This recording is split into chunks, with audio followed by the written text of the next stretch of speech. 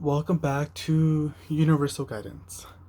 Before we start off your reading, I want to bring up these four main points to help you understand what I'm doing and to prevent from any questions to brew and also to not feeling confused after the reading.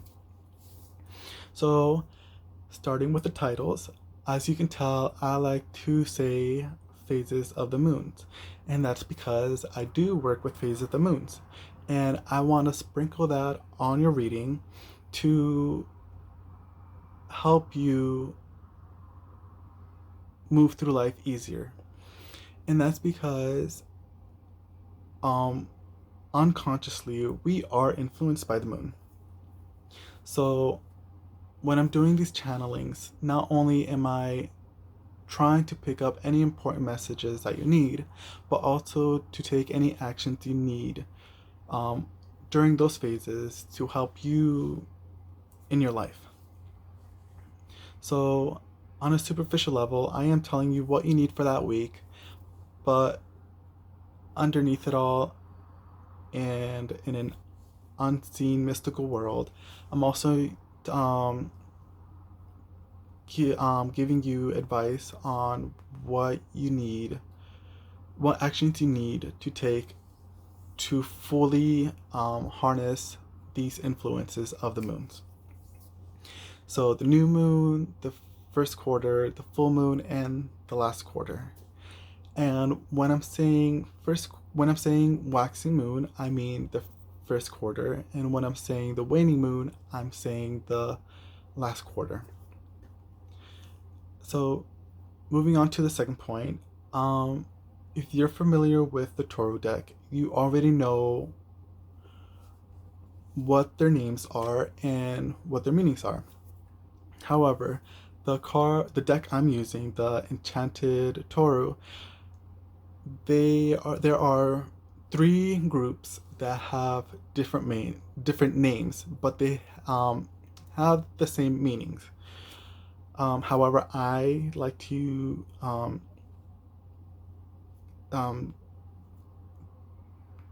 what's it called? I like to use them for other reasons, but right now I'm just going to clarify what these groups are and what they actually mean in the original deck. So we have the princess, the prince, and the hearts. So when I'm saying the hearts, I'm saying the cups. When I'm saying the princess, I'm saying the page. And when I'm saying the prince, I'm saying the knights. And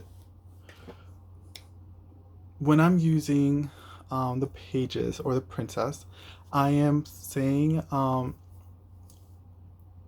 saying that you are receiving a certain messages. So pages bring um, messages to you, where the prince or the knights bring telling you what action you need to take.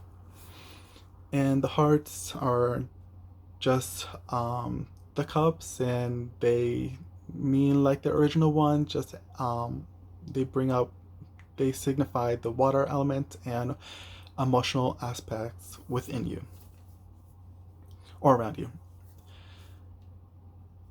Um, Going on to the third point, the kings and queens. So when I say kings, I'm saying masculine energy, and when I'm saying queens, I'm saying feminine energy. And what I'm suggesting is for you to be aware of who's giving off these energies. Because one thing you need to know within the spiritual community is that we acknowledge that we have both feminine and masculine energy within us. However, some are more prominent than others. And depending on the situation and environment you're in, we tend to utilize one over the other. So these energies are interchangeable. So it doesn't matter if you're a male or female. If you are a man, you can have feminine energy. And when you're a woman, you can have masculine energy. But like I said, they always change depending on the situation you're in. So when I pull out the card and I say, you know, these energies, I am depicting the energy that these person gives off. So keep that in mind, but also keep aware of them as well. In the fourth point, I want to finally mention, fourth and last point, is the reason why I don't the cards, bef- shuffle the cards in front of you guys before the reading. And the main reason is I am saving myself from the embarrassment of how I look and how I sound when I'm doing these. I've recorded before and I look so silly, and I didn't, yeah, and personally, I find it embarrassing. So, and the reason why I want to bring this up is because within the Toro community, we they have informed a lot of their readers that there are people um, out there that like to shuffle or pre-shuffle their deck and have things already prearranged just so they can be misled or give off information to manipulate whatever. But that's in very few cases. But overall, other readers, they know what they're doing, and some of them are comfortable with that. Some of them are very quick to pick up their the reading seat that their audience needs. Um, However, I'm not that way. Some take longer, and yeah, and I'm don't want to show you guys that. So yes, so bringing up all the points. Hopefully they're helpful and answer all the questions that you need for your readings, and enjoy. And let's get into it.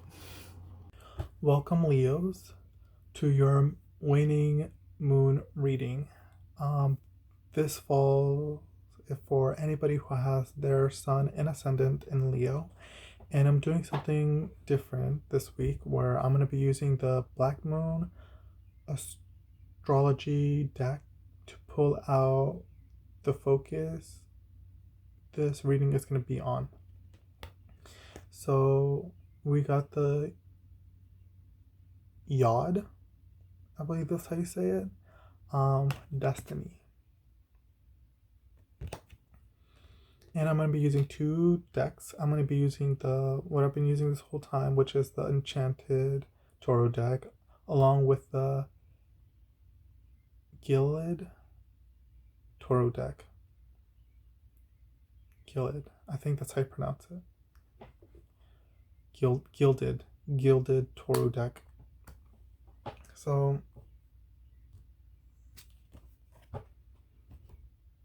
okay, sorry, I just pulled it out. One of the cards, and we got the Empress. But we're gonna go ahead and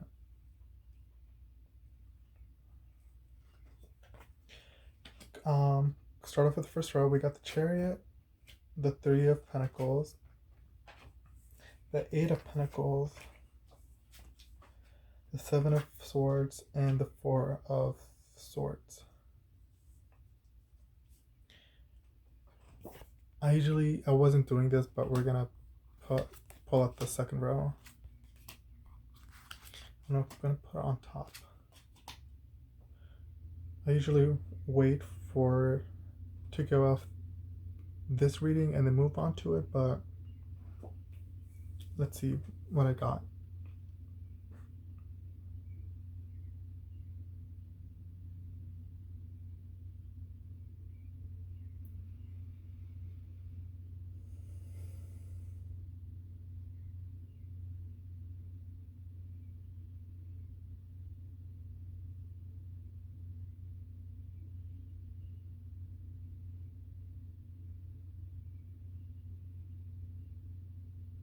Okay. So, with a death card in the Knight of Wands, it seems like something has ended for you, but you're moving on through it very enthusiastic about it. You're very cheerful about it. And that's because you're trusting yourself, you're trusting your intuition. That way, it will lead you into creating something abundant, something big. Yeah, and you're working on. You're going to with it really fast. You're working on it. You're getting people to help you out with it.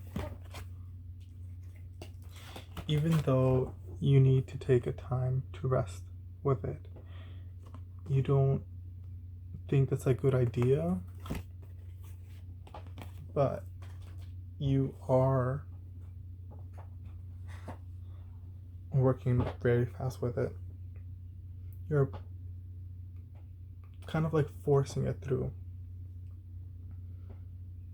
which I think it's the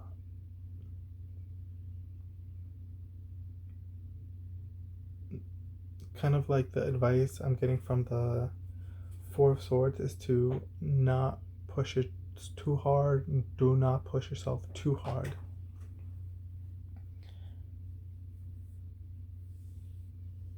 Because you can end up burning yourself and burning others. So, I feel like that was a really fast reading for you, Leos. But that's all I got for you guys. Is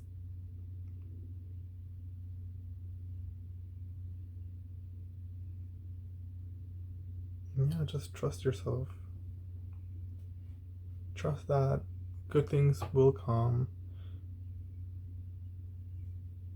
Trusting that what you're working on is the right way to go, but also give yourself rest for a moment. Give yourself time before you rush into whatever it is you're rushing to.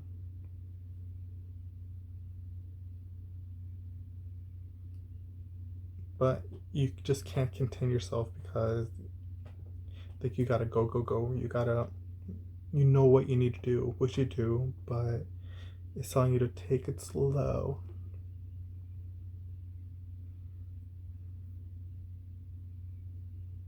Yeah, take it slow. If you need time to rest, take a rest. But if you don't, then work on it. But also take it slow. Do not burn yourself and others along the way. And that's basically your message, Leos. That's what I got for you. And yeah, I'll see you next time. Take care.